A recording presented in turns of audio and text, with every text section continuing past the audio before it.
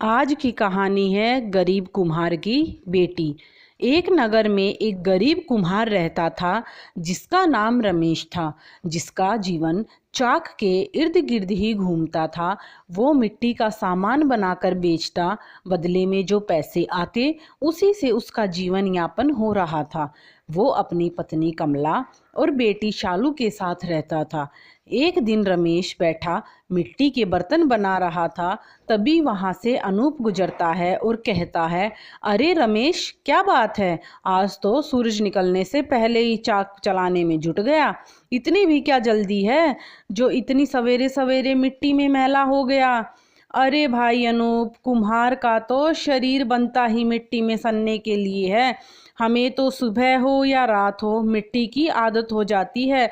और वैसे भी भाई, इस मिट्टी का मोल तो कुम्हार ही जानता है। ये तो खरा सच है भाई रमेश। और बिटिया के ब्याह की बात बनी कहीं? अरे नहीं अनूप, तू तो जानता ही है मेरी शालू का रंग कितना पक्का है। उसकी सांवली सूरत के चलते सैकड़ों बाधा आ जाती हैं। कभी कभी सोचता हूँ कि मेरा मटमैला रंग मेरी शालू को मिला ही क्यों। काश मुझ कुम्हार के बस की बात होती तो अपनी बेटी के रंग को इन मिट्टी के बर्तनों की तरह निखार देता। ऐसा कहते हुए गरीब कुम्हार की आंखों में आंसू छलक आते हैं, जिसे देखकर अनूप कहता है, भगवान पर भरोसा रख रमेश, जोड़ियां तो ऊपर से बनकर आती हैं। जब सही समय आएगा तो शादी में कोई अड़चन नहीं आएगी। ये अड़चनें तो बहाना होती हैं। अगर शालू के ब्याह में देरी है तो इसके पीछे जरूर कोई न कोई कारण होगा। ऐसा कहकर अनूप वहाँ से चला जाता है। तभी कुम्हार की काली बेटी शालू बाहर आती है और कहती है, लाइए बाबूजी, मिट्टी मैं तैयार कर देती हूँ, आपको बर्तन बनाने में मदद हो जाएगी। रमेश कहता है, अरे नहीं बेटी, तू अंदर जा, आज सूरज की तपिश जीरो पर है। पिताजी, मेरे रंग का भी भला और क्या काला होगा, मेरा तो सूरज की तपिश से रिश्ता है।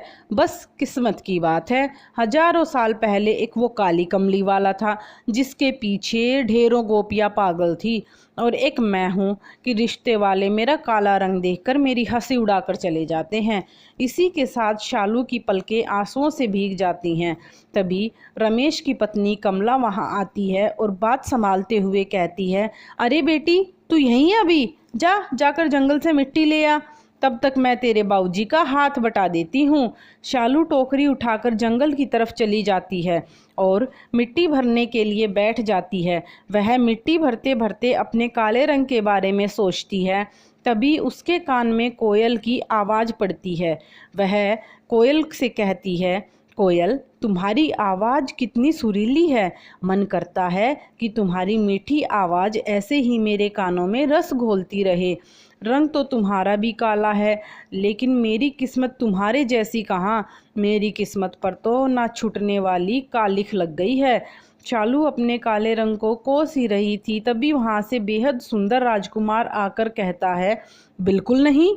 ये सुनकर शालू राजकुमार की तरफ नजरें दौड़ाती है तो देखती है राजा की वेशभूषा में दूधिया रंगत, काली आंखें और लंबी चौड़ी कदकाठी वाला एक आदमी खड़ा है। तभी शालू कहती है, आप कौन हैं? तो राजकुमार कहता है, मैं इस नगर का राजकुमार विक्रम हूँ। तो आप ही हो प्रतापी राजा भूपेंद्र सिंह के इकलौते राजकुमार विक्रम। आप कितने खूबसूरत हैं। राजकुमार कहता है, तुम भी बहुत सुंदर हो। शालू मायूस होकर कहती है, मगर मैं तो इतनी काली हूँ, मेरे काले रंग की वजह से मुझे कोई भी पसंद नहीं करता। तो राजकुमार कहता है, सारा दोष हमारी नज़रों का होता है। इंसान का सच्चा आईना उसका मन होता है।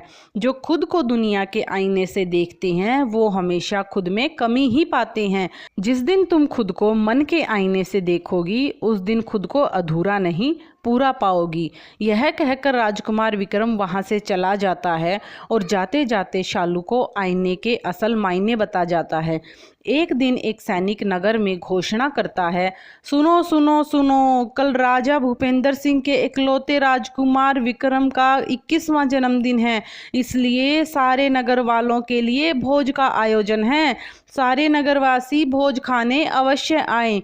ये सुनकर शालू का मन खुशी से झूम उठता है, लेकिन कुछ सोचते सोचते वह उदास हो जाती है और अपनी माँ और पिताजी से कहती है, मैं इतनी गरीब हूँ, राजकुमार को एक कीमती भेंट भी नहीं दे सकती। तभी उसकी माँ कहती है, तुम एक कुम्हार की बेटी हो, क्यों ना राजकुमार को एक गुलदस्ता भेंट में दो।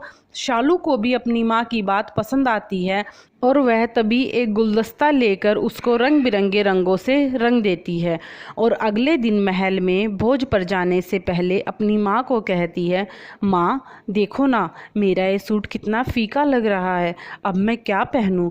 दोनों माँ बेटी बात कर ही रही होती हैं, तभी एक सैनिक दरवाज़ा खटखटाता है और एक भेंट देकर कहता है, ये भेंट राजकुमार विक्रम ने भिजवाई है। सैनिक इतना कहकर वहाँ से चला जाता है और उसके जाने के बाद शालू देखती है तो ये क्या, एक सुंदर सा गुलाबी रंग का सूट पहनकर शालू अपने परिवार के साथ महल पहुंचती हैं, जहां राजकुमार की नज़रें शालू पर ही होती हैं।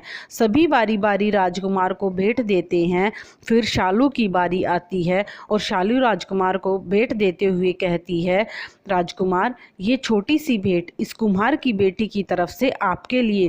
राजकुमार शालू का शुक्रिया करता है और राजा भूपेंद्र सिंह से कहता है, पिताजी सभी ने मुझे कुछ न कुछ भेंट दी है, लेकिन आपने अभी तक मुझे कुछ नहीं दिया।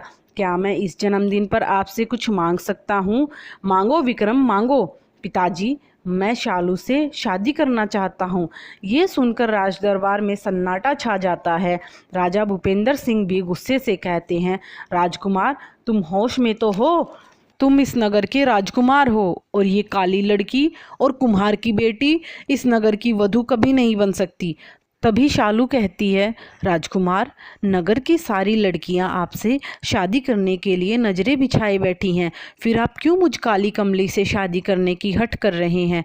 तभी राजकुमार कहता है, पिताजी शास्त्र में भी लिखा है कि राजा को अपनी जीवन संगिनी चुनने का अधिकार है, इसलिए मैं शादी करूंगा तो शालू से ही करूंगा। बस आपके नगरवासियों ने उसके काले रंग की कारण उस पर अंधेरा किया हुआ है। क्या काली लड़कियों को शादी करने का कोई हक नहीं है? कुम्हार कहता है, रहने दीजिए महाराज, जब इस नगर में माटी का मोल ही खोटा है तो इंसानों का मोल क्या जानेंगे। काश मुझ कुम्हार के बस में होता तो मैं अपनी बेटी के काले रंग को निखार देता। राजकुमार की जिद और कुम्हार के कड़वे शब्दों ने सभी को निशब्द कर दिया। फिर राजा भूपेंद्र सिंह कहते हैं, पूरे नगर को फूलों से सजा दो, शादी की तैयारी शुरू करो। राजा भूपेंद्र के बेटे की शादी है। इस महल में उसके कदम पड़ने वाले हैं जिसको मिट्टी का मोल मालूम है, क्योंकि जो मिट्टी का मोल जानता है वो कभी विश्वासघात नहीं करता। ये सुनकर कुम्हार की आंखों से आंसू बहने लगते हैं और वह घुटनों के बल बैठ जाता है और हाथ जोड़कर राजा से कहता है, महाराज आपने मुझ पर बड़ा एहसान किया है। मैंने तो कभी सपने में भी नहीं सोचा था कि मुझ कुम्हार की बेटी कभी इस महल की दासी भी बनेगी, और आपने तो उसको सर का ताज बना लिया। मैं आपका ज़िंदगी भर आभारी रहूँगा। इसी के साथ राजकुमार और कुम्हार की बेटी की शादी की तैयारियां शुरू की जाती हैं। सारे नगर को सजाया जाता है, लोग ढोल नगाड़ों पर नाचते हैं। शहनाइयों की गूंज के साथ राजकुमार और कुम्हार की बेटी की शादी खुशी खुशी हो जाती है। आई होप आपको आज की कहानी पसंद आई होगी। आप ऐसी ही अच्छी अच्छी कहानियाँ सुनना पसंद करते हैं तो चैनल को जल्दी से सब्सक्राइब कर दीजिए और बेल आइकन का बटन दबाना ना भूलें, ताकि हमारी कोई भी नई वीडियो आती है तो आपको नोटिफिकेशन सबसे पहले मिल सके। और हाँ, वीडियो को लाइक और कमेंट करना बिल्कुल मत भूलना। धन्यवाद।